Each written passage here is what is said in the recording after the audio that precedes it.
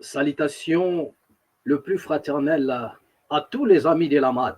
Salutations le plus fraternel à tous les sympathisants de la MAD. Bienvenue encore une fois de plus dans la MAD officielle. Merci à tous les amis qui se sont abonnés dans la MAD officielle. Laissez la paix qui surpasse toute intelligence. Garde vos cœurs ainsi que vos pensées. Merci encore à tous les amis qui vont nous rejoindre dans la MAD officielle. Abonnez-vous, abonnez-vous massivement. Nous vous prions de bien vouloir vous abonner. Venez nous soutenir, venez soutenir à votre jeune chaîne. Donnez de l'audience à cette jeune chaîne. Merci, que les très hauts vous viennent en aide. Merci à tous les amis qui nous écrivent, qui nous appellent de partout dans le monde. Nous sommes reconnaissants jusque-là. Et partagez nos vidéos, mettez des j'aime, des cœurs, tout ce que vous connaissez. Tout ce dont vous connaissez, rien que pour propulser la chaîne, rien que pour partager, pour que le message puisse atteindre la majorité d'entre nous. Merci beaucoup. Merci pour votre participation. Vous avez opté, comment dirais-je, pour partager. Vous avez décidé de ne point nous lâcher. Merci beaucoup. Merci pour vos assistances. Merci pour vos j'aime. Merci à tous ceux-là qui se sont abonnés. À tous nos amis qui vont encore s'abonner. Que les très hauts vous viennent en aide. C'est la bénédiction d'en haut ainsi que d'en bas.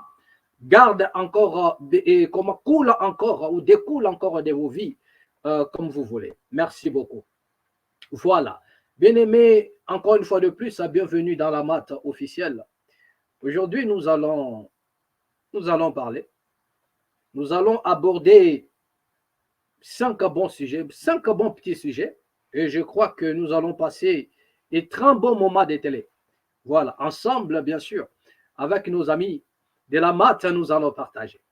Et voilà, bien aimés, nous allons aujourd'hui parler de l'immigration. Nous allons parler de l'immigration. Et en parlant de l'immigration, nous allons viser la Grande-Bretagne.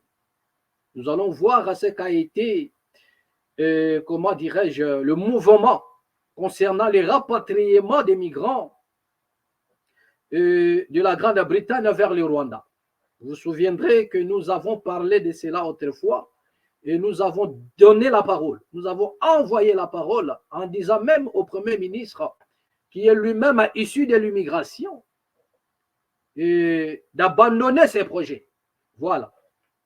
Mais apparemment, le gouvernement de la Grande-Bretagne continue de s'entêter. Nous allons parler aussi de l'intervention, une sortie médiatique de M. Paul Mukendi, pour certains un révérend. Voilà, mais nous ne savons plus s'il faudrait qu'on l'appelle encore révérend. Parce que, vous voyez, c'est un monsieur qui est un fugitif, qui a fui la justice canadienne. Il nous a dit que non, il n'a pas fui la justice canadienne, et il a fui l'injustice des hommes. Mais la Bible que ces messieurs détiennent dit qu'on vous traînera dans devant des tribunaux, des cours et tribunaux. Mais n'ayez pas peur, car je mettrai des paroles dans vos bouches. Mais ce monsieur est allé à l'opposé de la volonté de son maître, à l'opposé de la volonté de Jésus dans la Bible. Pourquoi? Tout simplement parce qu'il veut vivre. Il veut rouler dans de belles voitures. Il veut effectuer des voyages. Il veut, voilà, faire la vie. Il parle de Jésus. Mais une seule chose qu'il ne peut pas faire, traverser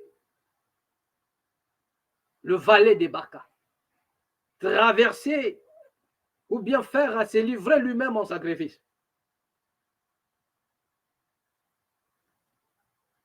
Donc il a refusé que Jésus mette les paroles dans sa bouche pour se défendre. Il dit non, moi-même je vais me défendre. Et allons-nous nous poser la question, est-ce que c'est monsieur à Jésus? Ou bien c'est juste, ils utilisent juste le nom de Jésus pour se faire tristement célèbre, ou bien pour arnaquer, je dis bien, le billet des banques. Nous allons voir quelle a été son intervention dans une sortie médiatique. Et nous parlerons aussi, voilà, du mouvement un peu du côté de l'Équateur. Là, nous sommes en RDC, nous allons parler, et il y a eu un mouvement, voilà, le gouverneur de L'ancien gouverneur, apparemment, de l'Équateur, il n'est pas content. Donc, nous allons parler de ça. Et nous allons parler aussi, nous allons descendre du côté de Chikapa. Et vous allez voir. Bien aimé, à chaque fois, je vous parle des chefs coutumiers. Je vous dis qu'au Congo, nous n'avons pas de chefs coutumiers. Nous n'avons pas de chefs coutumiers au Congo. Il y a un paradoxe entre ces concepts. Donc, parlant des chefs coutumiers, y compris ce qui se passe actuellement, donc il y a un paradoxe. Je ne sais pas si quelqu'un peut se dire que je suis un chef coutumier. Vous comprenez? Au moment où les autres se disent à des chefs coutumiers, des chefs d'État, mais l'État se prononce encore à côté pour vous dire les sols et les sous-sols appartiennent à l'État. Mais dès lors que les sols et les sous-sols appartiennent à l'État, mais quel est donc le pouvoir alors des chefs coutumiers? Hein? Les chefs coutumiers, ainsi que leur pouvoir, ils occupent quelle place dans une nation? Parce que dans la loi, au Congo, il est bien écrit. Dans la constitution de la RDC, c'est bien mentionné. Les sols et les sous-sols appartiennent à l'État. C'est la partie là maintenant où j'aimerais qu'un chef coutumier se prononce. J'ai tenté d'avoir quelqu'un, un chef coutumier soi-disant, en débat, il a fouillé.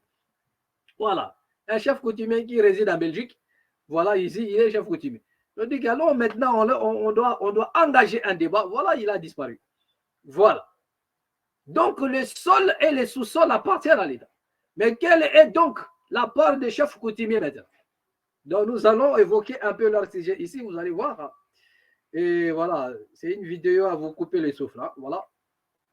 Et après, nous allons atterrir par une vidéo de cette affaire-là de la corruption. La corruption ne fait que grimper, grimper, grimper, grimper. Cet esprit de la corruption qui a gangréné la RDC. Et on se pose la question, où va le Congo RDC?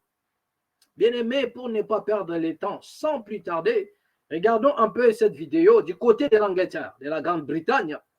Voilà, c'était un mouvement concernant le rapatriement de migrants.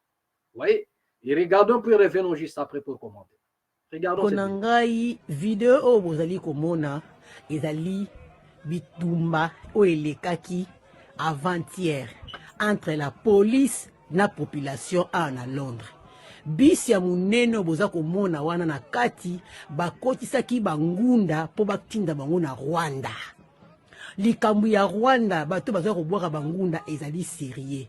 Bato balati ba polo bomoni ba tricot ba chemise banini na jaune wana eza ba policier.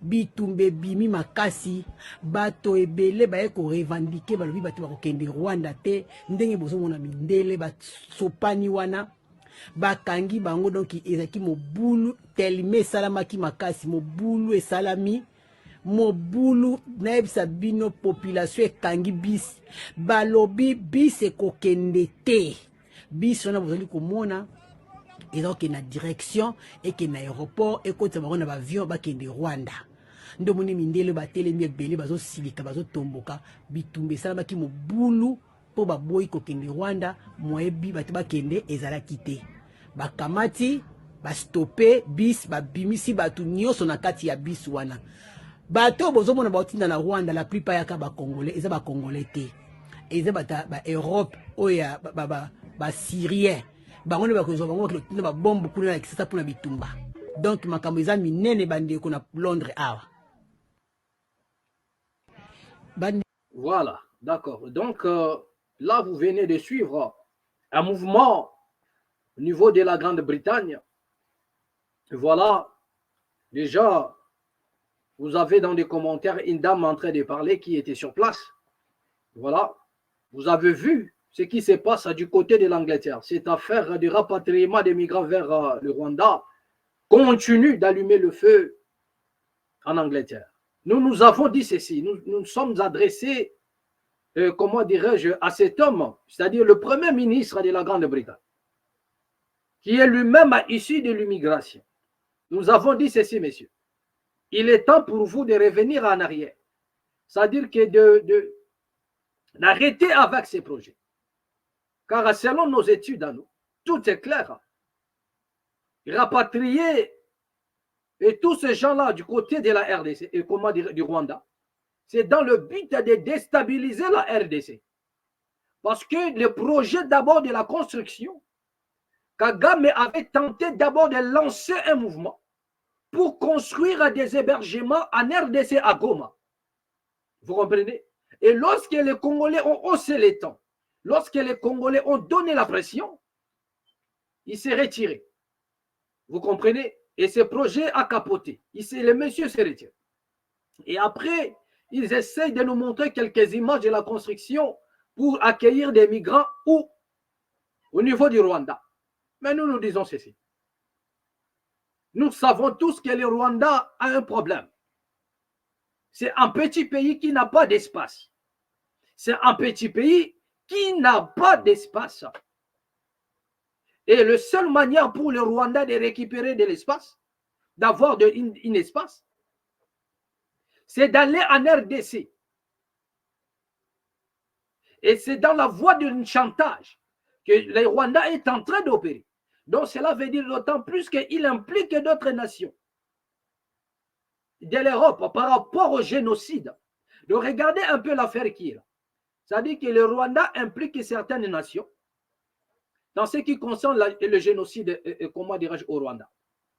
Et par conséquent, ces nations ont pour obligation d'aider les Rwandais à récupérer une partie. Voilà la compensation. Donc, vous voulez qu'on arrête le chantage. Vous voulez qu'on ne parle plus de vous. Vous voulez qu'on ne vous implique plus dans cette affaire de génocide. Aidez-nous, les Rwandais, à récupérer une partie des terres au Congo pour élargir à notre espace. Tel est le plan. La raison pour laquelle vous allez constater que la communauté internationale et certains pays tournent autour du Rwanda. La première des choses, pourquoi? Parce qu'ils sont impliqués dans le génocide.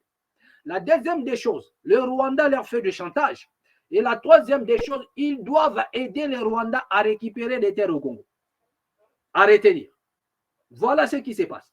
Et maintenant, la Grande-Bretagne a décidé de rapatrier des gens en Angleterre. Pourquoi?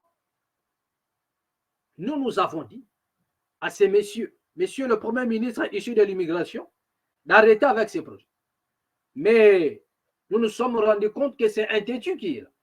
Donc il continue à persister. Mais nous avons déjà envoyé la parole. Et nous avons dit ceci, que notre parole ne tombera pas à terre jusqu'à ce que cela s'accomplisse. Donc, si la Grande-Bretagne, l'Angleterre ne veut pas revenir à ces décisions, pourquoi? Parce que rapatrier tous ces gens-là au Rwanda, c'est pour déstabiliser la RDC. Parce que le Rwanda n'a pas d'espace. Le Rwanda n'a pas l'endroit où il doit mettre le migrant tout le temps. Il n'en aura jamais. Déjà, il n'y a pas assez de place pour le Rwandais. Comment le Rwanda, et par quel miracle, le Rwanda aura-t-il de la place et pour des migrants venant de la Grande-Bretagne? Et la plupart de ces migrants-là, je vous ai dit, ce sont des migrants qui viennent de pays arabes. Ce sont des migrants qui viennent des pays islamiques. Vous comprenez? Donc, imaginez déjà ce que ces gens-là peuvent créer dès lors qu'ils se rendent compte que non, ils sont déboussolés. Vous comprenez? Donc, selon leurs études, les ennemis de l'Afrique ont fait déjà leurs études, que si nous renvoyons ces gens-là de ce côté-là, ils chercheront un peu à créer des troubles. Vous comprenez? Donc, c'est pour plonger encore la sous-région dans des troubles que ces gens-là sont en train de faire ce genre de projet. C'est pour plonger la sous-région encore dans des troubles. Vous comprenez? Pourquoi? Parce qu'à un moment donné, il y aura des revendications. En fait, ils veulent créer la situation comme ce fut le cas en République centrafricaine.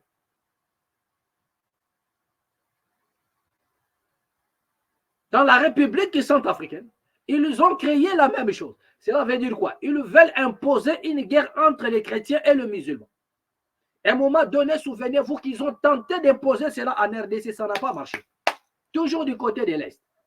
Ils ont voulu imposer un peu une guerre entre les musulmans, soit voilà, il y a eu quelques attentats, mais cette histoire n'a pas marché. Pour une simple raison, c'est que la RDC n'est pas un pays islamique premièrement.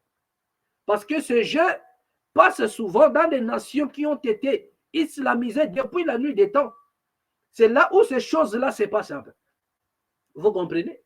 Mais nous sommes un peu frontaliers à des pays qui ne sont pas vraiment islamisés. Ce ne sont pas, la plupart des frontières du Congo ne sont pas des pays islamiques.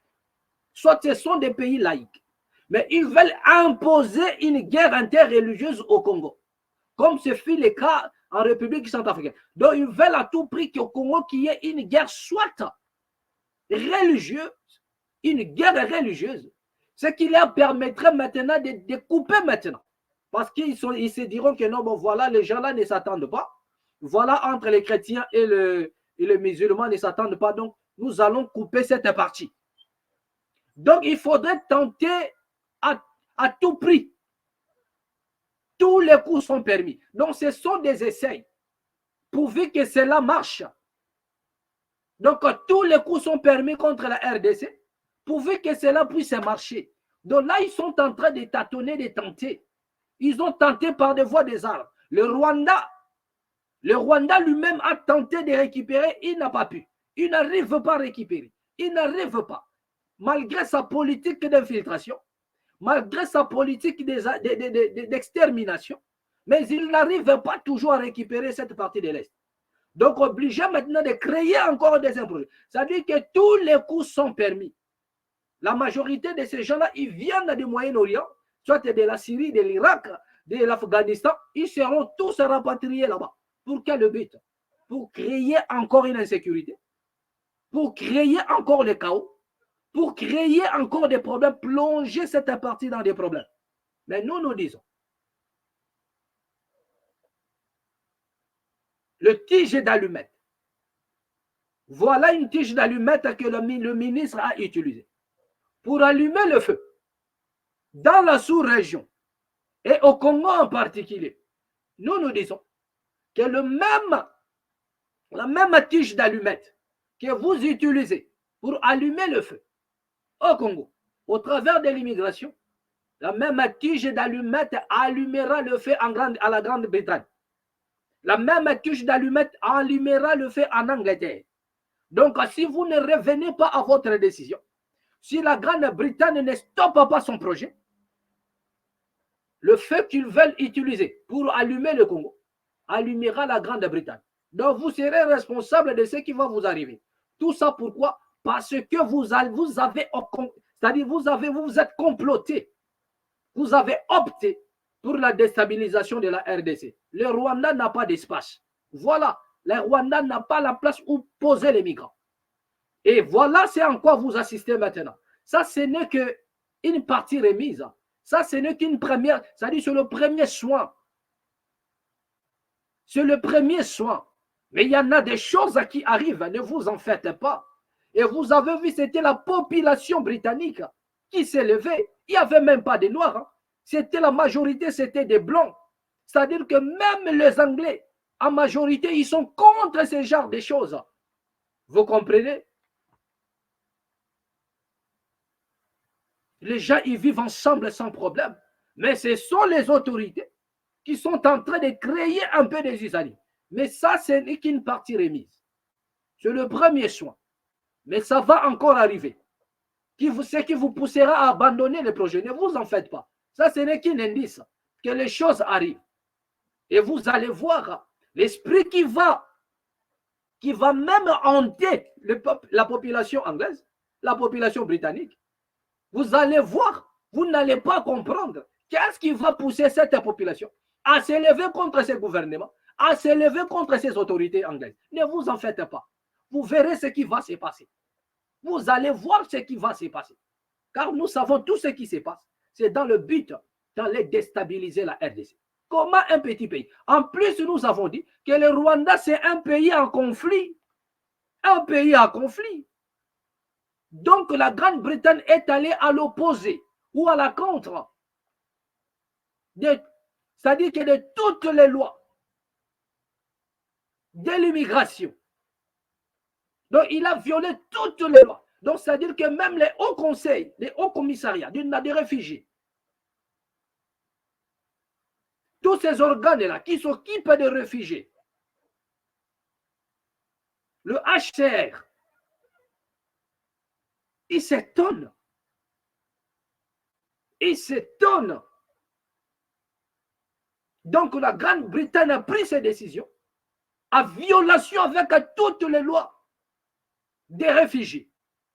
Tout ça pour aller déstabiliser la RDC. Tout ça pour aller déstabiliser la sous-région. Pour aller déstabiliser la sous-région. Comment un petit pays, et puis en plus un pays à conflit. Parce qu'à un moment donné, le Rwanda se plaint qu'il y en a des rebelles qui veulent attaquer le Rwanda, qui sont en RDC. Il se plaint des FDLR. Il se plaint. Mais attends, si maintenant, par malheur, les ennemis aussi du Rwanda attaquaient le Rwanda, ou bien si par malheur la RDC s'est levée, parce que tôt ou tard nous avons dit que le léopard va se réveiller. Ne vous en faites pas. Ne vous en faites pas. À un moment donné, même les autorités congolaises ne seront plus à mesure de stopper la colère de l'homme congolais. Ils ne seront plus à mesure.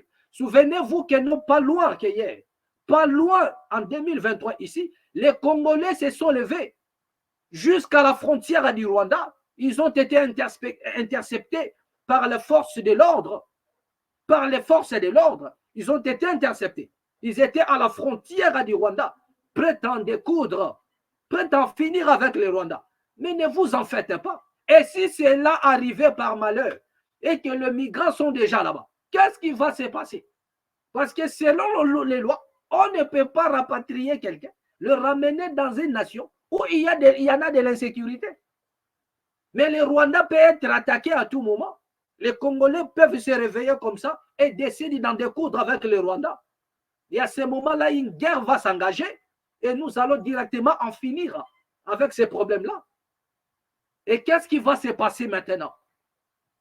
Qu'est-ce qui va se passer? Comment est-ce que la Grande-Bretagne pourra s'expliquer aux yeux du monde qu'il a envoyé les parents d'autrui là-bas, les enfants d'autrui là-bas au Rwanda, pour le faire tuer? Ou bien vous les envoyez là-bas pour rejoindre l'armée rwandaise. Pourquoi? Parce qu'ils sont en manque d'effectifs. Ils ont peur de la, c'est-à-dire que de la densité de la RDC.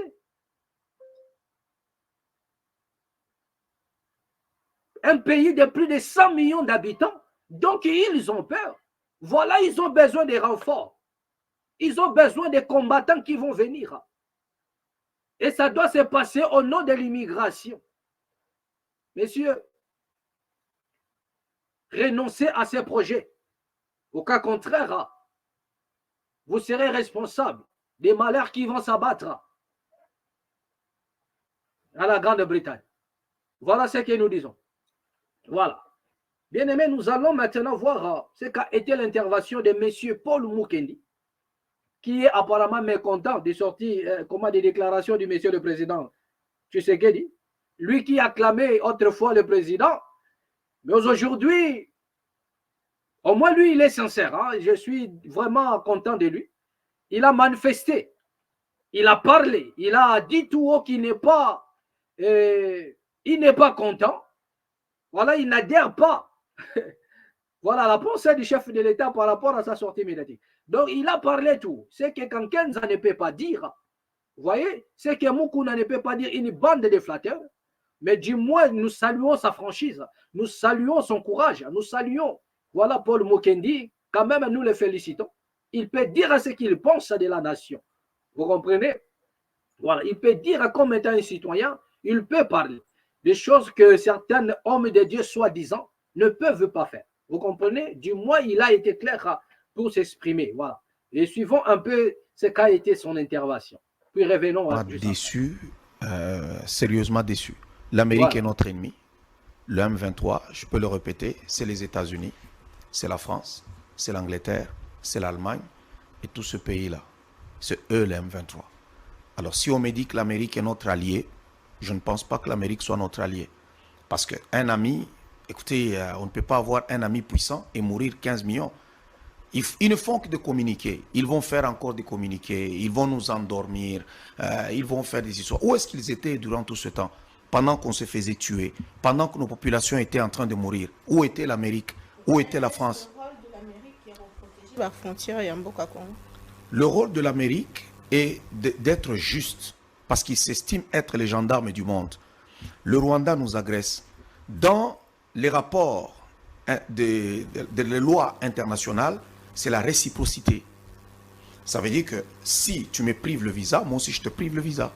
Si tu me frappes, je te frappe aussi. Mais le Congo n'a jamais frappé le Rwanda. Posez-vous la question, pourquoi? C'est l'Amérique qui est derrière.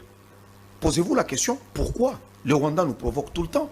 Ils envoient des obus, ils envoient des bombes, ils massacrent nos populations. C'est un pays qui nous a déjà agressés. Donc il y a eu une invasion d'une armée étrangère sur notre sol. Mais on n'est pas capable de réagir. La question maintenant, on n'est pas capable de réagir.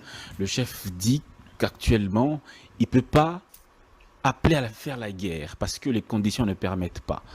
Est-ce que vous êtes partant? Vous partagez ce point de vue-là? Je ne partage pas ce point de vue parce que je me dis, nous sommes déjà en guerre. Je ne sais pas si on n'est pas en guerre. On est déjà en guerre. Le Rwanda nous a déjà envahis. Ça veut dire que nous devons laisser le Rwanda faire du désordre, massacrer nos populations et nous, on ne réagit pas. C'est ce qui se passe en fait. On ne réagit pas. Nous sommes seulement sur notre territoire. Le Rwanda peut tout faire. Il peut provoquer. Non, à un moment donné, on doit s'affirmer. En tant que nation, il faut qu'on s'assume. Il faut qu'on s'affirme. Lorsqu'on a la population à hausser le ton, on a vu vite les États-Unis commencer à faire des communiqués, la France faire des communiqués. Mais écoutez, c'est de la poudre aux yeux. C'est de la poudre aux yeux. C'est des pays voyous. Vous parlez des États ou de personnalités, des organisations, vous parlez de quoi exactement? Des États-Unis. Ceux qui parlent, ce sont des officiels. Quand un ambassadeur des États-Unis parle, il engage les États-Unis d'Amérique. C'est les officiels. Ce sont eux qui nous avaient mis sous embargo. Ils disent qu'ils sont nos partenaires. Mais pourquoi nous étions sous embargo? Pendant qu'on nous tue, il y a une guerre de l'autre côté, mais vous nous mettez nous sous embargo d'armement. On ne peut pas se trouver des armes. Et là, qu'est-ce qu'on fait? Et chaque fois qu'on est prêt à réagir, quand le président a tenu le discours pendant l'élection présidentielle, alors tout le monde attendait que le président agisse. Tous les Congolais étaient debout. Allez, ils attendaient. Mais, écoutez, on s'est tous réveillés. Il y a un sursaut du patriotisme pour dire ça n'est assez. On est assez mort. Maintenant, il faut que ça arrête. Et là, on est déçu. La question maintenant des États-Unis, la position des États-Unis, qui sont en train de dire aux Rwandais d'arrêter. C'est de la mascarade. Du n'importe quoi. Même la France a dit la même chose. Du n'importe quoi. Où sont les sanctions? Où sont les sanctions? Mais le M23 est sur la liste noire des groupes armés. Mais le M23 n'existe pas. Le M23, c'est les États-Unis, c'est la France et c'est l'Angleterre et tout ce pays-là. C'est ça le M23. Ce sont eux-mêmes. Quand ils disent que le M23 est sur la liste noire, c'est de la poudre aux yeux. Qu'ils punissent maintenant leur marionnette, qui est le Rwanda. C'est eux qui envoient Paul Kagame. S'ils punissent Kagame, ils se punissent eux-mêmes. Mais est-ce qu'au Congo, vous voyez cette réciprocité qu'on applique à ce que nous subissons? Est-ce que vous constatez cette réciprocité-là? Il n'y a pas de réciprocité. Le Rwanda nous frappe, mais nous, on ne fait rien. Le Rwanda nous frappe, mais nous, on ne réagit pas. On a les bras croisés. On ne fait que se plaindre, on ne fait que pleurer. On veut que l'Amérique soit de notre côté. Mais non. Même si l'Amérique n'est pas de notre côté, nous devons nous assumer comme étant une nation. C'est notre pays. Vous n'êtes pas d'accord avec ce qu'a dit le chef de l'État? Non, je ne suis pas d'accord avec ce qu'a dit le chef de l'État. Oui. Et je ne sais pas, je pense que même en matière de communication, il y a des conseils. Peut-être qu'il y a des gens qui ont conseillé le chef de l'État et ils l'ont très mal conseillé. Quelles sont les failles que vous constatez dans la com du chef? Bon, ici, je ne vais pas parler seulement de la com du chef, je parle de la sortie médiatique du chef. Et à ce niveau-là, c'était très mal. Qu'est-ce qui vous a gêné dans... Ce qui m'a gêné, c'est d'abord, le chef dit qu'il n'est pas prêt à faire la guerre, mais c'est lui qui nous a parlé lors des élections, qu'il était prêt à frapper le Rwanda, et même sans envoyer de troupes. Écoutez, à la moindre escarmouche, je vais taper. Bon... On a pointé Kagame du doigt. On a dit non, c'est ceci, et ainsi de suite. Et puis là, on nous parle encore que les États-Unis sont nos alliés. Nous devons quand même, ils font plus tout ça. Mais écoutez, les États-Unis ne sont pas nos alliés. Ça, je suis désolé. L'Amérique de Biden, c'est des voyous. Ils ne sont pas nos alliés. On ne doit pas avoir peur de ces gens-là. Mais quand on voit certains Congolais quitter Kinshasa, qui ont occupé des hautes fonctions, quitter Kinshasa, aller rejoindre les groupes armés, est-ce que ça ne confirme pas la thèse de Kagame qui dit que c'est un conflit entre Congolais eux-mêmes? Voilà, d'accord. Donc là encore, il y a un autre problème. Vous venez de suivre M. Paul Mukendi. Voilà, il a parlé. À un moment, il dit une chose, à un moment donné, il dit le contraire. Il dit pourquoi les États-Unis ne nous aident pas, pourquoi les États-Unis n'est pas le côté du Congo, comme ami, nanani, nanana, pourquoi il n'y a pas réciprocité? À un moment donné, il dit encore, pourquoi est-ce que nous attendons à ce que les États-Unis nous aident?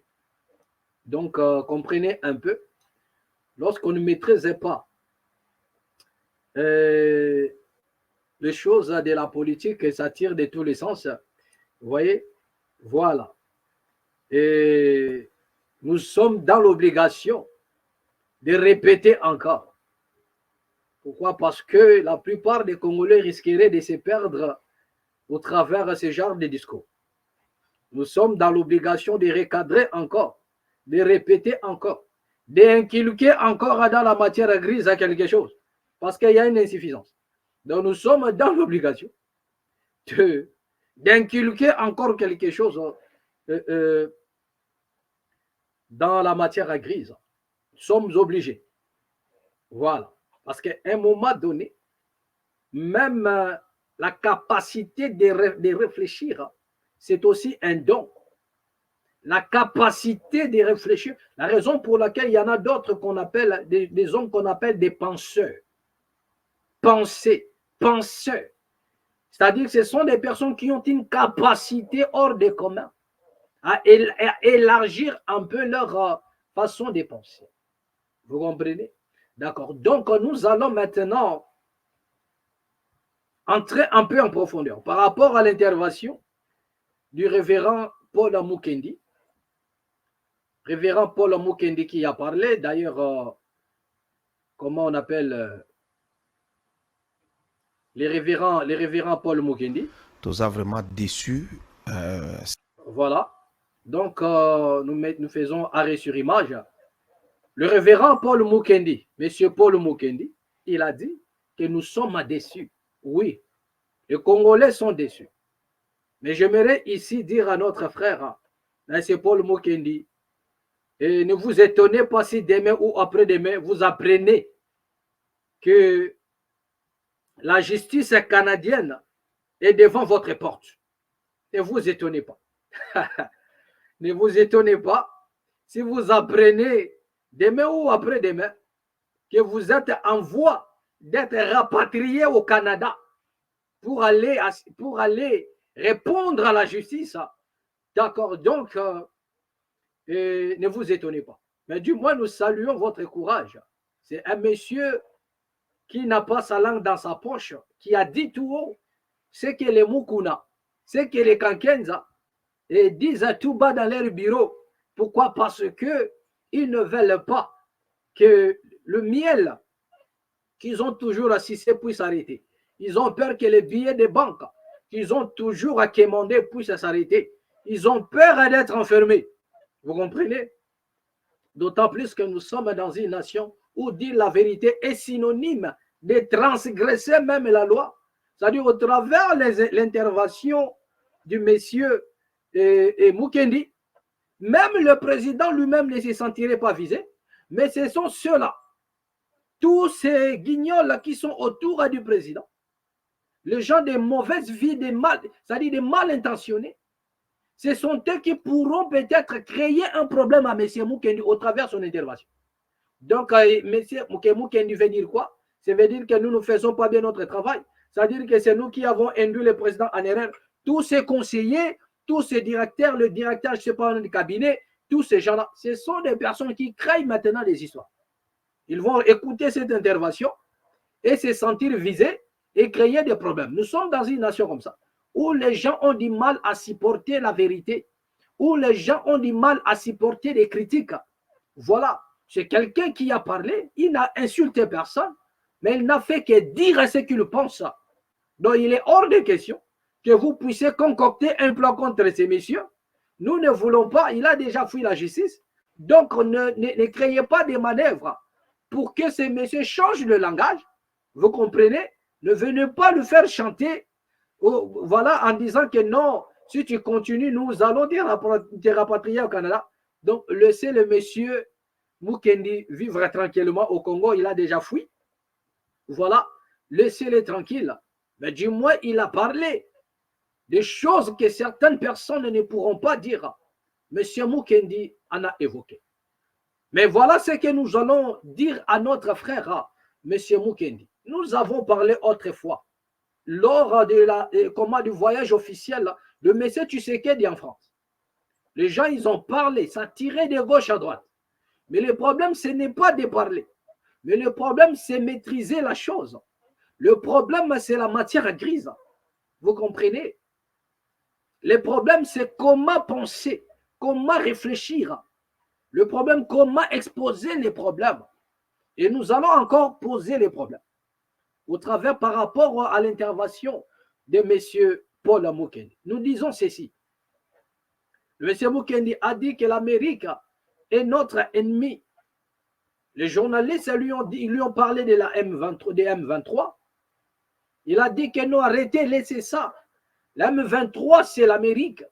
M23, c'est la France. M23, c'est l'Angleterre, tout ce que vous connaissez. Mais nous, nous disons ceci. Tout ce que M. Mukendi a dit n'est pas faux. Mais le problème est que vous devriez comprendre qu'il y a un débat politique et il y a un débat de la rue. Il y a une réflexion d'un homme d'État. Il y a aussi la réflexion d'un homme de la rue. Vous comprenez? Et il y a la réflexion d'un intellectuel. Il y a aussi la réflexion d'un pervers. Il y a la réflexion d'un homme qui réfléchit. Il y a aussi la réflexion d'un homme qui raisonne. Vous comprenez? Voilà. Donc, il parle selon ses raisonnements. Et il y en a une autre qui parle selon la réflexion. Il y a nuance. Vous comprenez? Entre raisonner et réfléchir. La réflexion et le raisonnement, il y a nuance, bien aimé. Mais nous ne pensions pas que M. Mukendi a réfléchi. Donc, pour nous, il a raisonné. Mais il faudrait réfléchir. Parce que réfléchir, ça demande aussi une capacité. Mais raisonner, tout le monde peut raisonner. Mais la réflexion, c'est percer quelques mystères. Vous comprenez? C'est percer quelques mystères que les autres n'en ont pas soit à des capacités. Le monsieur Mukendi a dit que la M23, c'est l'Amérique, nanani, nanana. Ça, c'est la réflexion de la rue. Ça, c'est la réflexion d'un homme qui raisonne. Nous avons dit autrefois qu'il n'y a pas un seul document officiel qui nous montre que l'Amérique et la M23. Il n'y a aucun document officiel, à moins que vous les détenez. C'est-à-dire qu'il n'y a aucun document officiel qui prouve que non, la M23 travaille pour l'Amérique. Quand bien même ça serait le cas. Quand bien même cela serait le cas, mais du moins officiellement, on ne peut pas prouver cela. Donc, dès lors qu'on ne peut pas prouver cela, c'est-à-dire qu'il est hors de question que vous puissiez être absolu. Soyez relative. Nous l'avons dit autrefois. Et nous sommes encore obligés de vous pomper encore cette même matière. Nous sommes encore obligés de vous pomper encore cette matière. Pour que vous compreniez comment réfléchir. J'ai dit, quand bien même ça pouvait être le cas, quand bien même c'est cela, mais cette réflexion relève de la rue. Cette réflexion relève du raisonnement. Mais officiellement, les États-Unis ou bien la M23 ne représente pas les États-Unis. C'est comme ça qu'on pose les problèmes. Officiellement, le M23 ne représente pas la France. Comment expliquer qu'un pays qui représente les États-Unis, mais il y en a encore les Congolais qui sont là. Donc comprenez déjà que nous changeons déjà de contexte. Dès lors que nous retrouvons déjà les Congolais dans le M23, donc c'est que le contexte change. Le contexte change. La raison pour laquelle le Rwanda pouvait dire que ce n'est pas nous qui agressons la RDC, mais ils sont agressés par leurs propres enfants. Pourquoi? Parce que nous retrouvons dans ce camp-là les Congolais. Donc nous pouvions affirmer toutes ces choses-là. S'il n'y avait pas un seul Congolais dans leur camp, mais d'autant plus qu'il y en a des Congolais qui se retrouvent dans les camps des soi-disant des agresseurs de la RDC ou bien des soi-disant représentants des États-Unis, qui est le M23 selon M. Mukendi. Mais nous retrouvons en même temps les Congolais à l'intérieur. Comprenez déjà que les choses changent directement le contexte. Donc automatiquement, nous ne pouvons plus impliquer les États-Unis pour les impliquer. Non. On ne peut pas les impliquer par divagation, mais on doit poser les problèmes. On doit remonter la filière. Donc cela veut dire que nous avons des Congolais qui travaillent pour les États-Unis pour déstabiliser les Congos. Donc comprenez déjà, si nous parlons de cette manière-là, si nous emboîtons les pas à la manière de Mukendi, c'est-à-dire que les choses ne vont pas bien se régler. Mais il faudrait poser les problèmes pour faire comprendre à la population congolaise que dans le raisonnement, dans la réflexion de la rue, c'est les États-Unis qui est derrière, c'est la France qui est derrière. Mais officiellement, la France n'est pas derrière. Officiellement, les États-Unis n'est pas derrière. Mais que devions-nous faire? Qu'est-ce que la RDC doit faire? Vous comprenez? Parce que M. Mukendi a dit, où était l'Amérique, où la France, pendant que les M23 nous agressaient? Et les journalistes ont rétorqué en disant, mais attends, donc vous attendez l'Amérique pour défendre votre intégrité territoriale? Directement, il a compris qu'on l'a, c'est-à-dire on l'a raisonné. Là maintenant, on l'a poussé à la réflexion. Les journalistes l'ont poussé maintenant à la réflexion. Directement, il a dit non, vous savez, l'Amérique s'est dit gendarme du monde. Mais encore, M. Mukendi ne comprend pas que comme l'Amérique a dit gendarme du monde, cela ne veut pas dire qu'il vient se pointer, il vient se mêler de vos affaires internes. Non.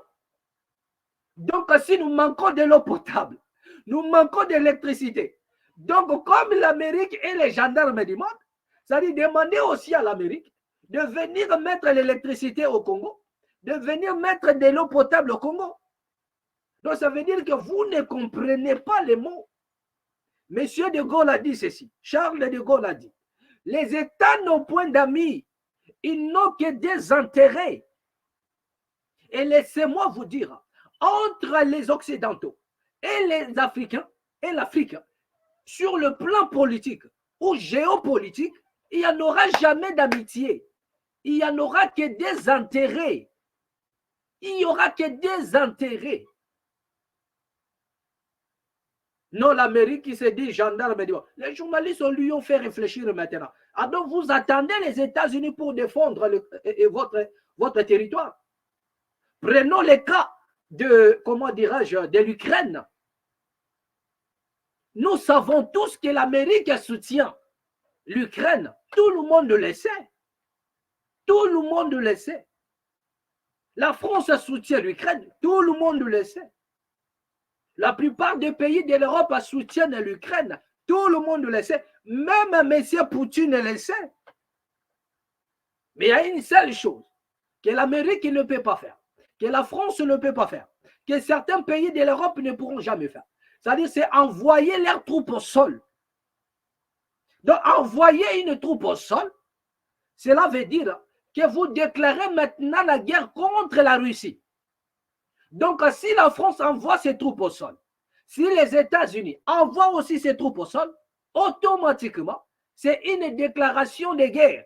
Ou bien si l'on attrape un seul militaire américain ou français dans cette zone de guerre entre l'Ukraine et la Russie, donc cela est considéré comme une provocation directement venant des États-Unis. Cela veut dire quoi? La Russie va directement impliquer les États-Unis dans cette guerre.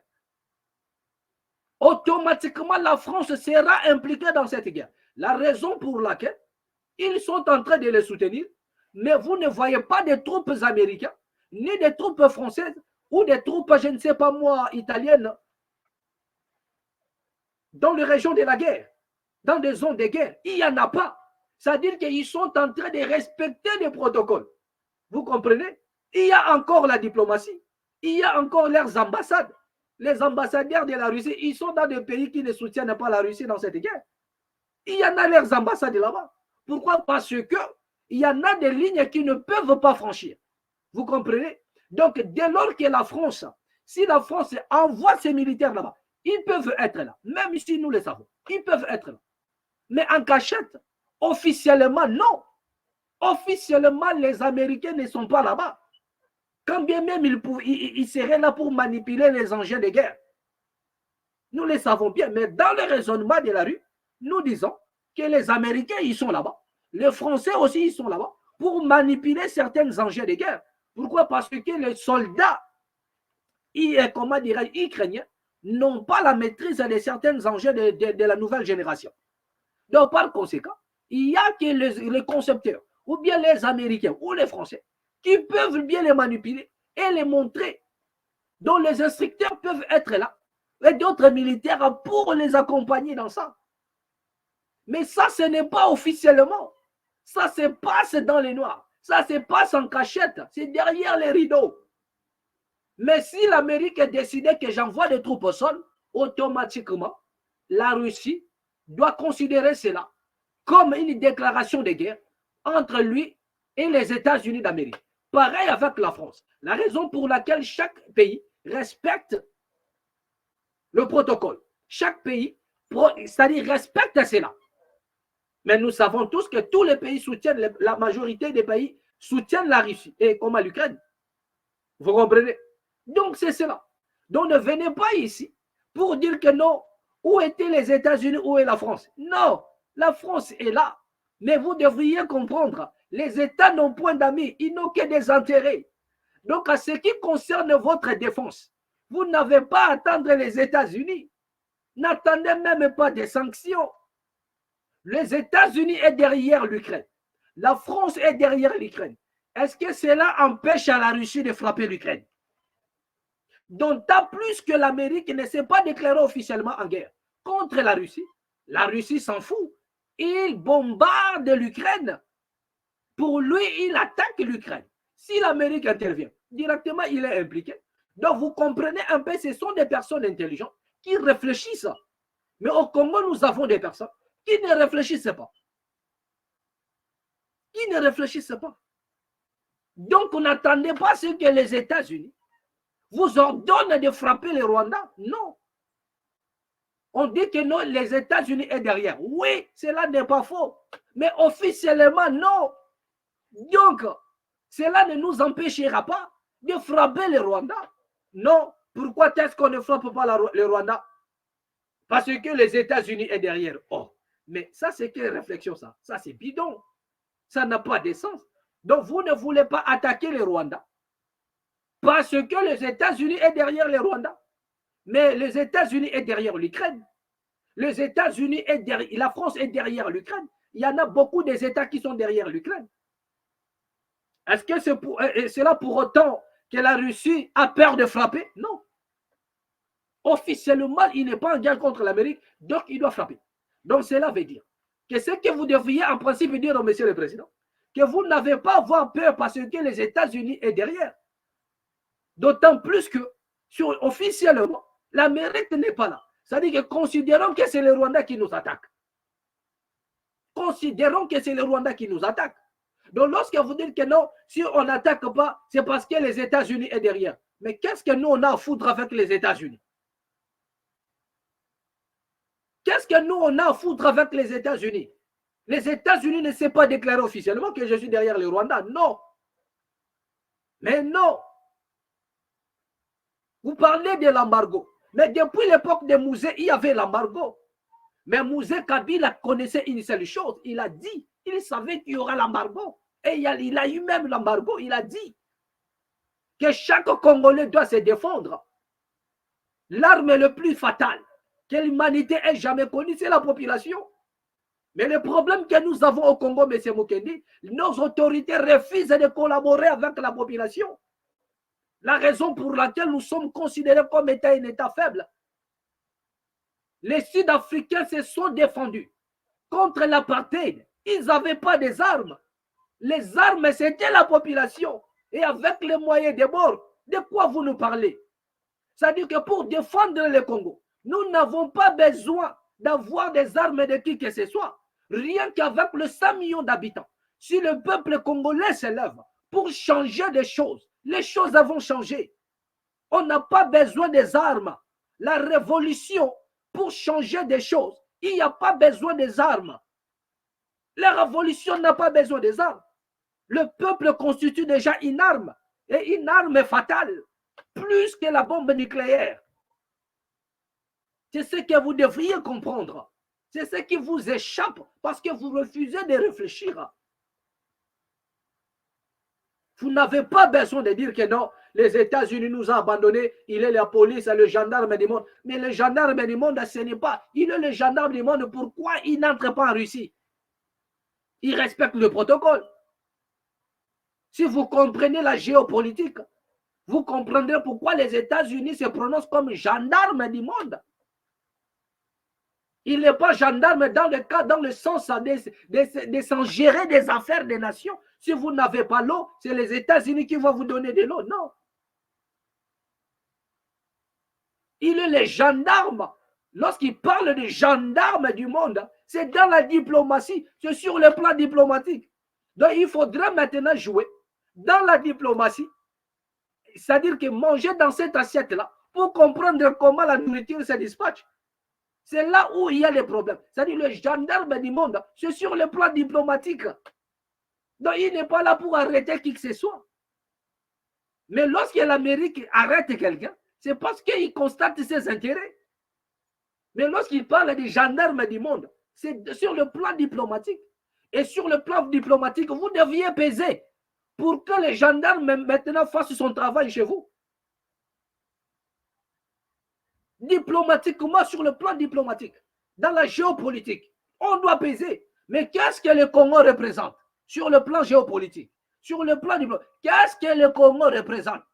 Il dit non, il est l'ami, quel mauvais. Qui vous a dit que l'Amérique est l'ami du Congo? Qui vous a dit que la France est l'ami du Congo? Qui? C'est-à-dire, ne confondez pas l'amitié entre les deux individus qui ont l'air choses qui les relient en secret et la nation. Non.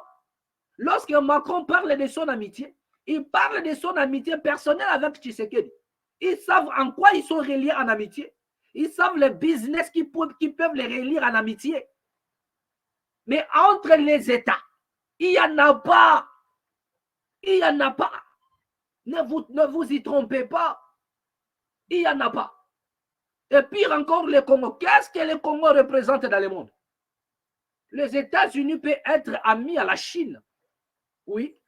Les États-Unis peuvent être amis à la Corée du Nord. Les États-Unis peuvent être amis à la France. Les États-Unis peuvent être amis à la Russie. Les États-Unis peuvent être amis à Israël.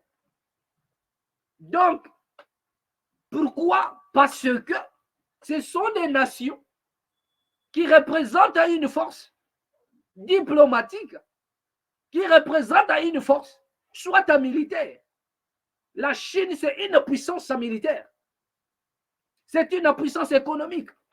La Russie, c'est une puissance. La Corée du Nord, c'est une puissance nucléaire. La France, c'est aussi une puissance, une quatrième puissance, si vous voulez. C'est aussi une puissance. Mais le Congo, c'est quelle puissance? Le Congo représente quelle puissance, M. Moukeni? Le Congo représente... Donc, est-ce que lorsqu'on parle... D'ailleurs, déjà, nous ne sommes pas un pays émergent. Nous ne sommes pas même un pays en voie de développement.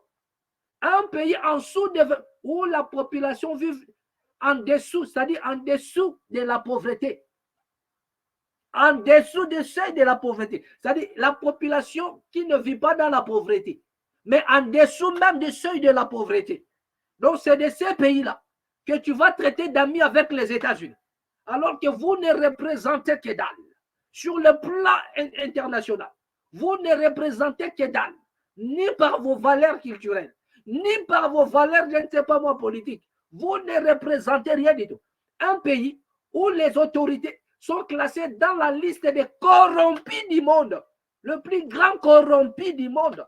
Aujourd'hui, le Congo, c'est-à-dire qu'à l'heure actuelle, à l'heure où nous parlons, le Congo est considéré comme le premier pays le plus corrompu du monde. Parce que tout ce qui sonne dans les oreilles du monde, c'est la corruption du Congo. Tout ce qui sonne jusque-là, tout ce qui résonne jusque-là, dans la tête des gens, c'est la corruption de l'homme politique congolais. Regardez les combattants qui sont en train de bousiller des secteurs, au jour le jour, des corruptions, c'est-à-dire des millions. Même à l'époque de Kabila, ce n'était pas comme ça. Il y a un monsieur qui a dit que non, à l'époque de Kabila, même depuis Mobutu, il y avait l'inspection, voilà, l'inspection du travail, il y avait l'inspection, tout ça, nanani, nanana, mais on ne connaissait pas ça. Et voilà, c'est avec Gilles Alinguetti que nous avons maintenant compris qu'il y a l'inspection des finances, nanani, nanana, les inspecteurs, ils sont là pour inspecter les choses de finances. Mais c'est simple à comprendre. S'il y en avait depuis Mobutu et qu'on n'a pas connu ça, mais parce qu'il n'y avait pas trop de vols.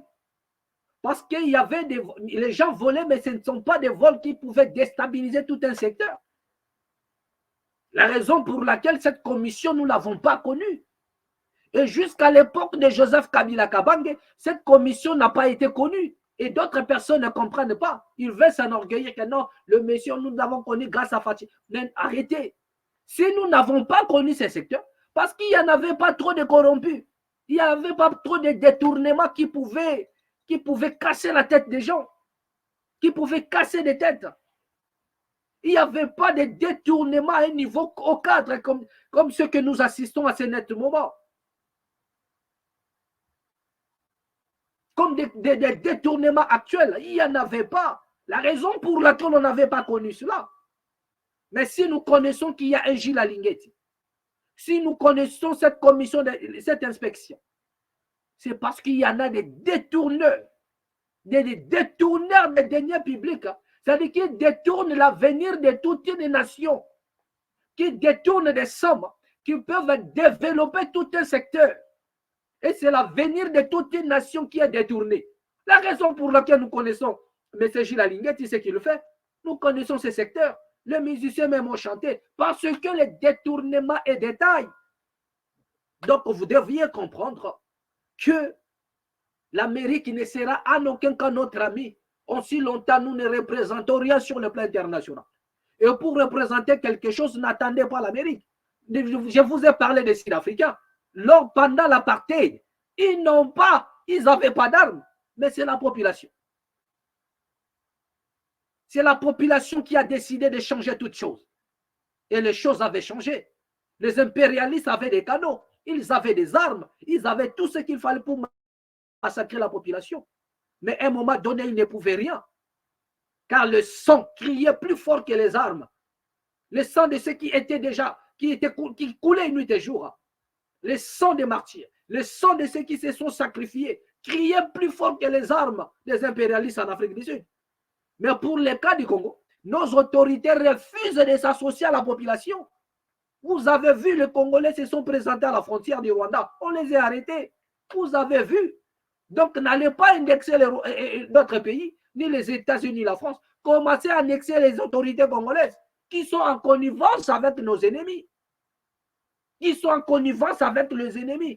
Vous ne pouvez pas taxer les autres pendant que c'est vous, vous-même, qui vendez votre territoire. Nous avons des politiciens qui sont là, qui sont en connivence. Il y a même un qui a fait une déclaration que moi, je cause avec plus de 85 groupes rebelles. Mais c'est un monsieur entraîné devant les cours et tribunaux. Un monsieur pareil, il ne peut pas. Et puis, il cherche encore à avoir la direction de l'Assemblée nationale, président de l'Assemblée nationale. Il veut présider l'Assemblée nationale. Alors qu'il, lors d'un débat, il a dit que je parle avec plus de 85 groupes rebelles. Mais une personne comme ça, il est là en train de se pavaner tranquillement, sans pour autant être inquiété. Donc regardez comment est-ce que... C'est-à-dire que notre infiltration, c'est d'abord nos propres autorités. Parce qu'ils n'aiment pas la République. Les détournements qui se font là-bas, ce n'est pas les États-Unis qui obligent aux Congolais de détourner l'argent, de détourner des millions et des milliards. Ce n'est pas la France, ce n'est pas les États-Unis. Vous manquez de l'eau potable. Donc, c'est les États-Unis et la France qui ont dit à vos autorités de détourner ces sommes d'argent. Mais de quoi parlons-nous?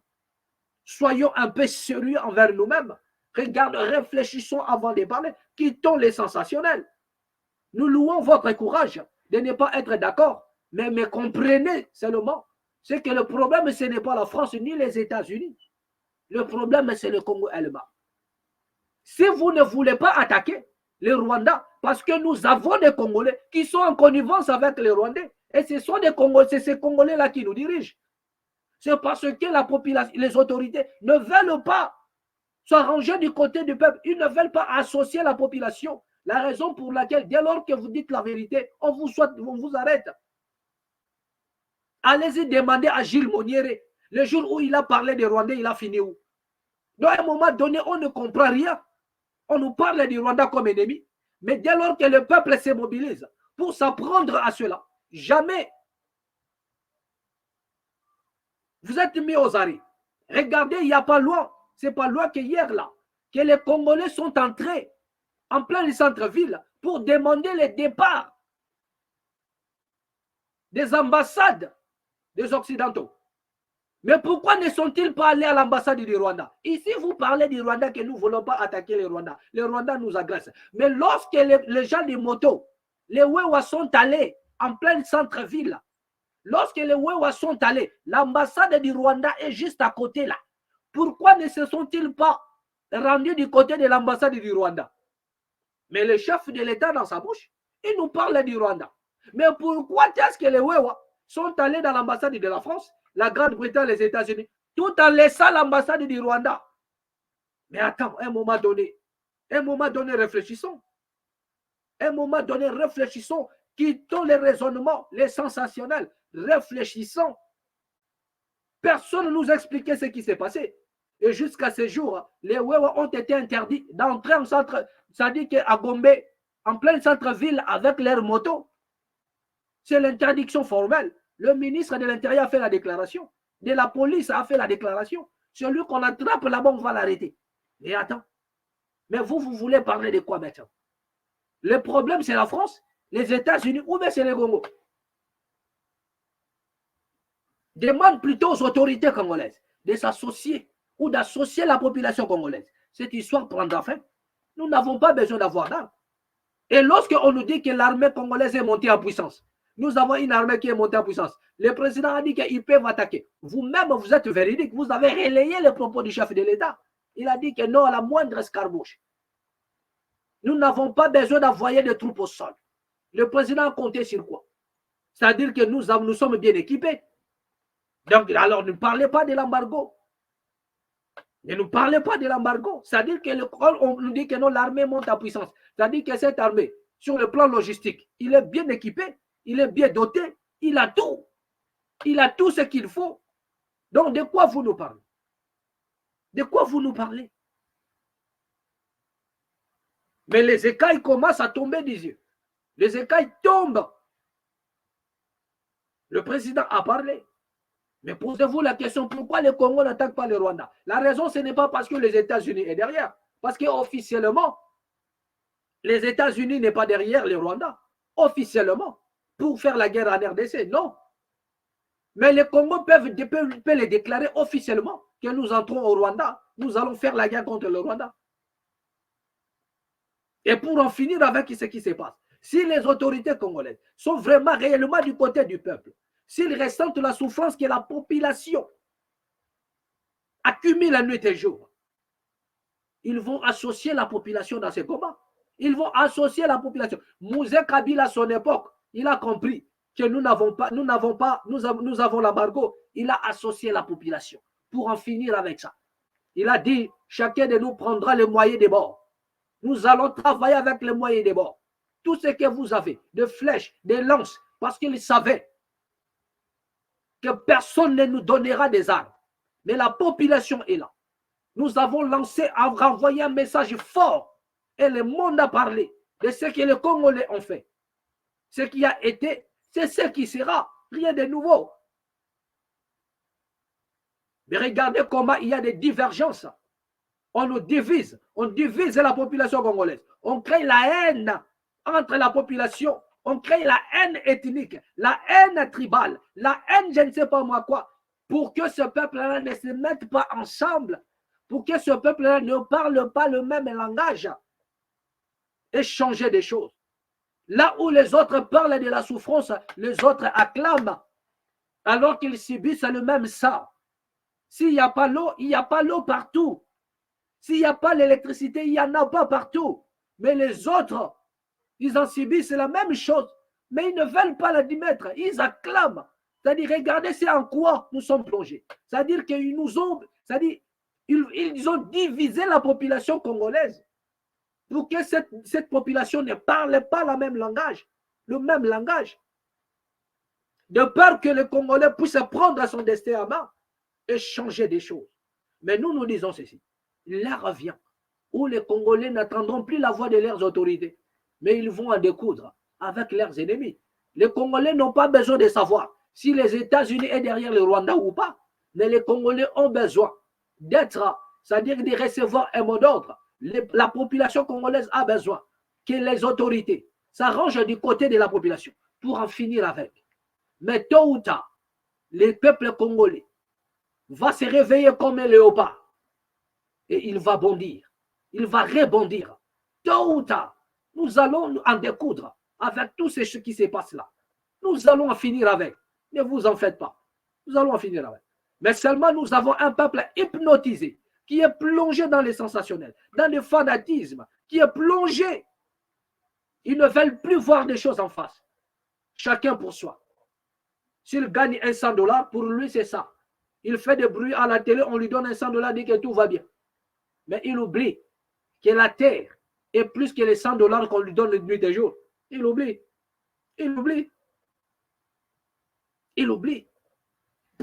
Posez-vous la question. Est-ce que les autorités congolaises sont du côté de la population? Ou bien ils sont aux côtés de nos ennemis? Le problème, ce n'est pas les États-Unis. Non, pourquoi nous n'attaquons pas? Nous n'attaquons pas parce que les États-Unis sont derrière le Rwanda, mais nous n'attaquons pas parce que les autorités congolaises, il y en a des autorités qui sont en connivence avec les groupes rebelles, qui sont en connivence avec les Rwandais. Par conséquent, ils ne peuvent pas attaquer. Ils ne peuvent pas attaquer. Donc, réfléchissons un peu. Élargissons un peu notre réflexion et nous comprendrons plus ça des choses. Voilà ce qui se passe. Donc, ça, c'est ce que nous disons à notre frère, M. Mukendi. Voilà. Bien aimé, passons maintenant à une vidéo des chefs coutumiers. Nous avons toujours dit, l'affaire des chefs coutumiers. Nous avons dit ceci, que nous allons consacrer une vidéo uniquement pour tous ces pseudo-chefs coutumiers. Les gens qui se disent chefs coutumiers. Mais seulement dans la Constitution, il est dit, les sols et les sous-sols appartiennent à l'État. Mais quel est donc le pouvoir maintenant des chefs coutumiers? Donc là où les chefs coutumiers pouvaient même s'élever contre l'État pour revendiquer, vous comprenez, pour revendiquer leur pouvoir, pour revendiquer ce que j'appellerais même l'usurpation. Parce qu'on a usurpé leur pouvoir, mais non, et ils ne revendiquent jamais cela. Vous n'attendrez jamais le débat où le chef coutumier se lève pour évoquer ces sujets. Comment l'État peut dire que le sol et le sous-sol appartiennent à l'État? Mais quelle est maintenant la place du chef coutumier? Parce qu'un chef coutumier, c'est quelqu'un qui a le pouvoir de la terre, qui a reçu un pouvoir sur cette terre-là, qui contrôle la terre, qui est le propriétaire même. Il y en a aussi des chefs de terre. Mais on vous dit que le sol et le sous-sol appartiennent à l'État. C'est-à-dire qu'il n'y a ni les chefs de terre, il n'y a plus de chefs coutumiers. Des chefs coutumiers sans terre, des chefs de terre sans terre. Au lieu de s'élever pour entrer même en débat et chercher à revendiquer cela, non, et ils préfèrent disputer des miettes. La raison pour laquelle je vous ai dit, la plupart, ce sont des vendeurs de parcelles. C'est-à-dire que vous avez aujourd'hui des chefs coutumiers qui vendent des parcelles, des portions de terre, même à 20 personnes, à 30 personnes. Après avoir vendu, et il prend la fuite. C'est-à-dire la même portion de terre, il le vend à 20 personnes. Et après, il y aura une guerre. Et après cette guerre, c'est l'État maintenant qui vient vous chasser tous. Que non, vous direz maintenant la place là, c'était la place de l'État. C'est là où vous avez acheté, c'est le camp militaire. C'était un endroit où les militaires devraient exercer. Donc vous devriez déguerpir. Donc l'État, le chef coutumier, il vend. Et l'État, il vient, il vous chasse. Voilà ce qu'il faut en RDC. De regarder maintenant ce qui est arrivé à ces deux chefs coutumiers du côté de Chikapa. Honte à vous, Mfumu. Honte à vous. Qu'est-ce qui se passe? Donc, regardez un peu cette vidéo.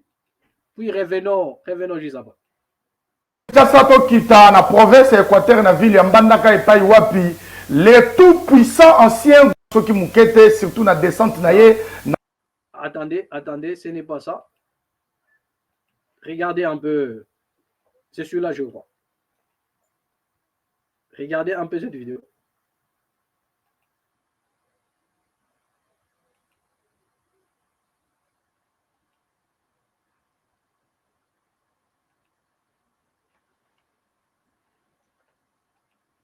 Nous parlons des chefs coutumiers qui ont livré. Si on peut nous donner cette image-là, ça va nous faire du bien. Voilà.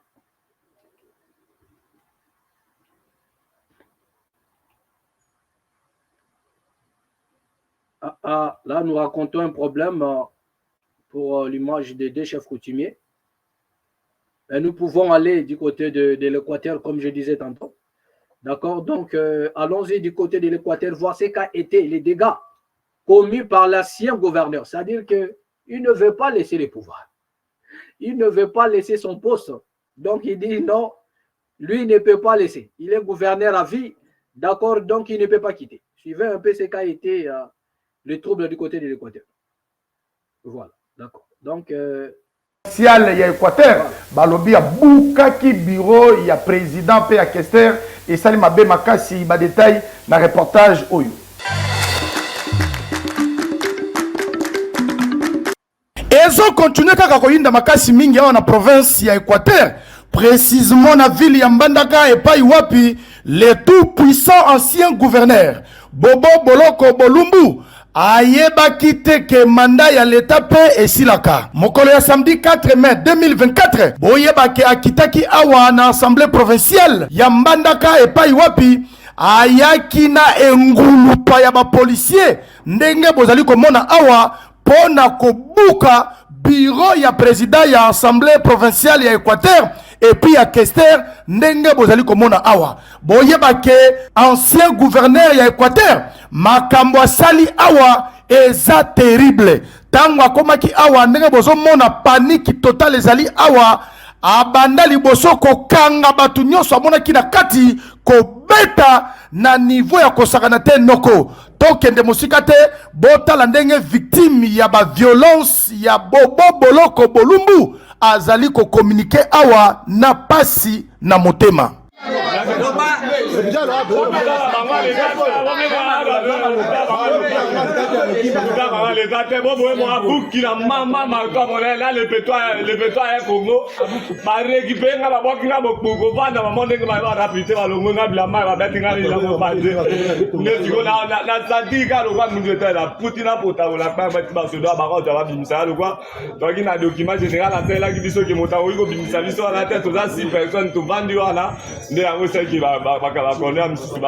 Nana kuki assemblée. Bobo ye mo motabuki mato buku ngala utela sa de machine na uti kote to ene ucha kabira na groupe kuna koya na ngai de ale akoti mamona kanginga bandi ko beta ngonde so. Tala oyo ezali kosenga intervention personnelle ya mokonzi mboka Faci Beton Mukontombolo atala nano situation oyo ezali koleka na province ya Équateur, surtout mingi na ville ya Mbandaka et pa iwapi les tout puissants anciens gouverneurs Bobo Boloko Bolumbu alingi na ye kolongwa te kotika makambo na malembe te malgré que population balingi kutu kosentir ata kombo ya Bobo Boloko ezonga na gouvernorat ya Équateur soki mukete mais ye alingi kaka atikala na kimutu makasi.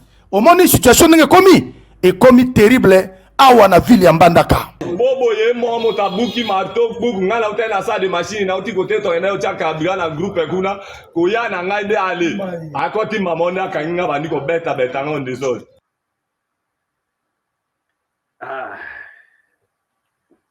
Voilà. Bien aimé, c'est triste. Hein? Ça fait pitié un peu de voir ça. Ça fait pitié. Et quel est le message que nous sommes en train de renvoyer dans le monde? Et c'est dans ça que vous allez nous dire et voilà, on ne nous respecte pas. C'est dans ça que vous allez nous dire que la France, que c'est les États-Unis, c'est je ne sais pas moi quoi. Donc, regardez un peu ça. Regardez un peu ça. Ça, c'est le gouverneur. Voilà un homme d'État. Voilà un homme qui était là pour servir la population, mais qui se comporte un peu à gangster. Il n'y a personne pour le juger.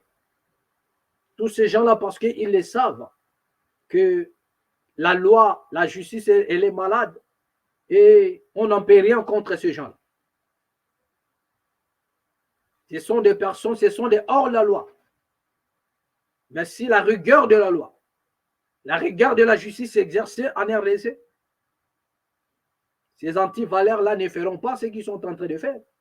Un homme comme ça mérite la prison. Bien aimé, nous avons un problème sérieux au Congo. Arrêtez d'indexer les autres. Le problème, ce n'est pas les autres. Le problème, c'est le Congo. Avant d'indexer les autres, nous devrions nous rassurer qu'il n'y a rien à nous reprocher, qu'il n'y a rien à reprocher à nos hommes politiques, qu'il n'y a rien à reprocher à nos politiciens. C'est alors que nous pourrions accuser les autres.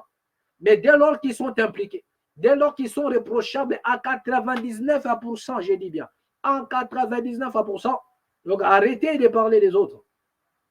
Arrêtez. C'est de la naïveté. Arrêtez de parler d'accuser les autres. Regardez ce genre de comportement. Ça, c'est le gouverneur lui-même. Il dit, c'est lui-même qui m'a tabassé comme ça. Regardez, c'est-à-dire, lorsqu'on est gouverneur, on est intouchable. Lorsqu'on est gouverneur, on se permet de tout faire.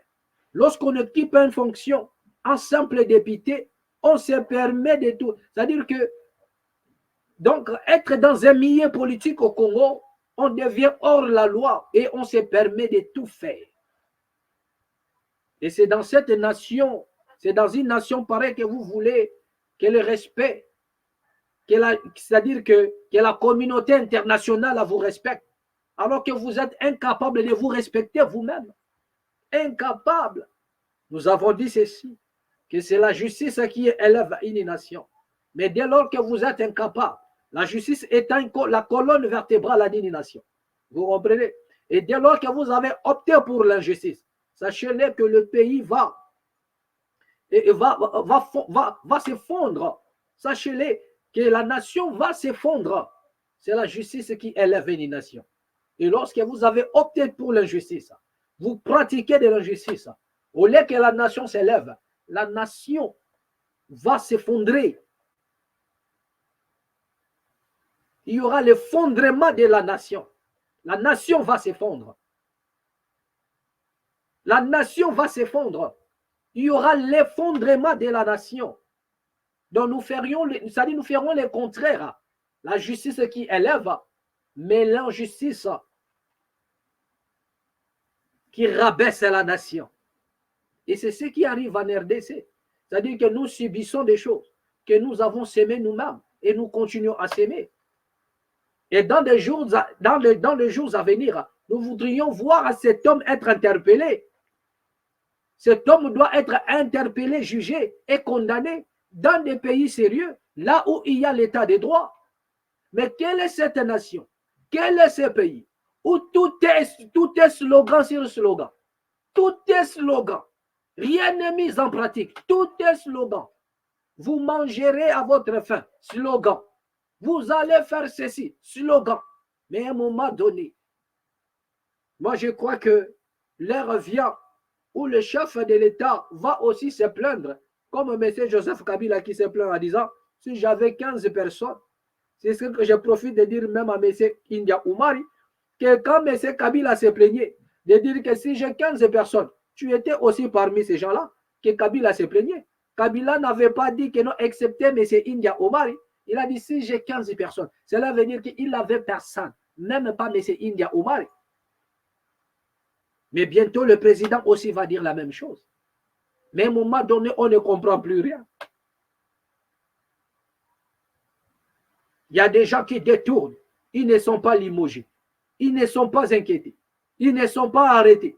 Il y a des... Ça dit, on ne comprend pas. Mais qui sont réellement les ennemis de la République démocratique du Congo? Est-ce que vous croyez que c'est vraiment les Rwandais? Vous croyez que c'est vraiment les M23? Vous croyez que c'est vraiment la France ou les États-Unis? Croyez-vous que ce sont ces nations-là? À un moment donné, on doit réfléchir un peu pour savoir si c'est réellement ces gens-là qui sont réellement nos ennemis. Ou bien ce sont les fils du pays qui sont réellement nos premiers ennemis. Là, nous avons posé un problème. Et chacun de nous va tirer sa propre conclusion. Nous avons seulement posé le problème. Nous avons demandé, posé la question, qui sont réellement nos ennemis? Pensez-vous que ce sont les Rwandais, les Français, les Américains? Ou ce sont nos propres fils, c'est-à-dire le propre fils du Congo? Ou c'est le propre citoyen congolais? C'est une question que nous avons posée. Nous avons posé le problème et chacun de nous va tirer une conclusion. Nous allons revenir sur la vidéo des chefs coutumiers si on nous les a envoyés, c'est-à-dire que nous allons revoir cette vidéo pour voir ce qu'a été la bagarre du côté de Chikapa. Si la vidéo n'est pas prête, nous allons...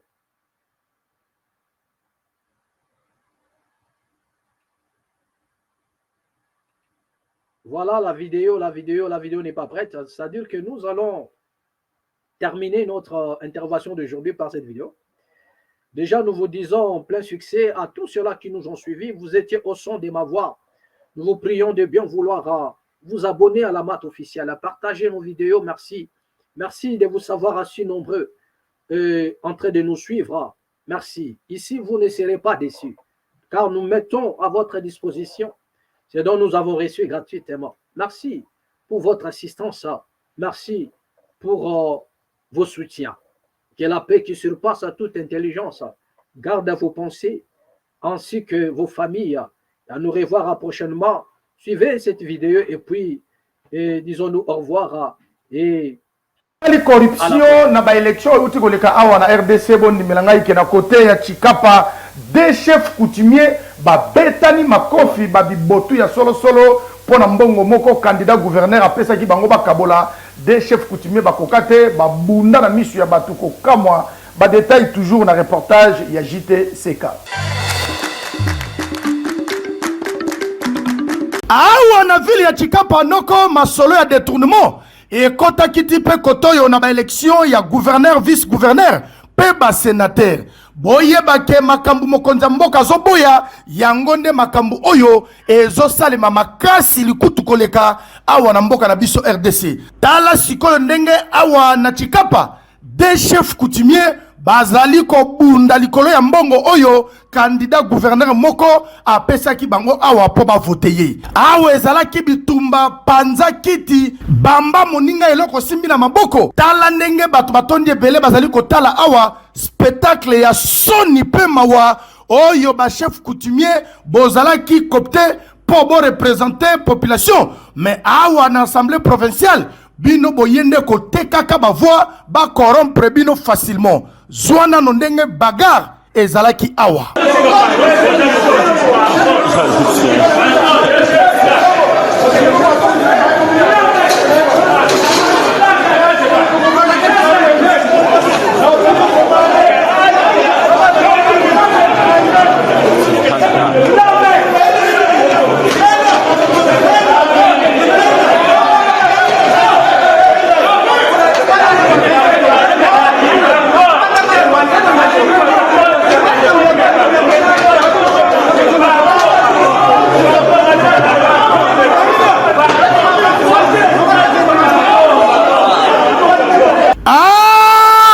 Chef coutumier bino pe bokoti lisusu na makambo ya corruption oyo bino kutu batikala ko voter bino te ba copte bino po bozala wana bo représenter ba population na bino mais ya kozala corrompiti na ba niveau oyo candidat gouverneur tala ndenge mbongo oyo yaki ko corrompre ba chef coutumier e bundisi batu awa nzambe mboko yo ezo senga penza ekota échographie toyeba soki tozo souffrir penza na nini.